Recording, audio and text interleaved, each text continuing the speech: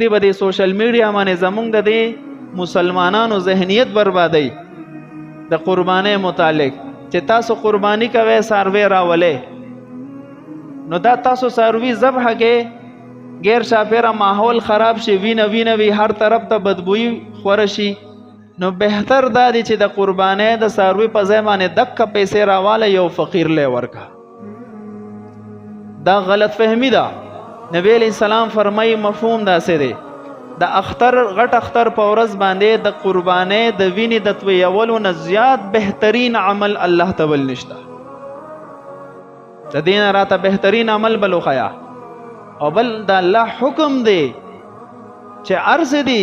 زړه دې غواړي کو نه غواړي د الله په حکم باندې به عمل کې دا خبره تا ته په هغه وخت کې ولې نه یادېږي چې کله ته په واده باندې 50 لک روپۍ لګې رسمونه رواجونه پوره کې نو په هغه وخت کې دا پیسې ولې نه راولې چې فقیر لی ورګې خپل رسم رواج د پاره بیا ستا ذهن ته دا نه راځي چې د فقیر په کور کې یو جنۍ پیغله ناسته ده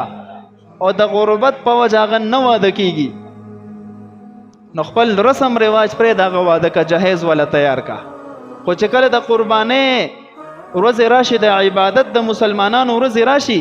نو بیا دا غلط فهمی خوري چې بای د قربانۍ په ځای باندې فقیر له پیسې ورکا خو چا فقیر له پیسې ورکې نفلی صدقه خوشوا خو قربانی ادا نشوا عند الله مجرم د ګناهګار دی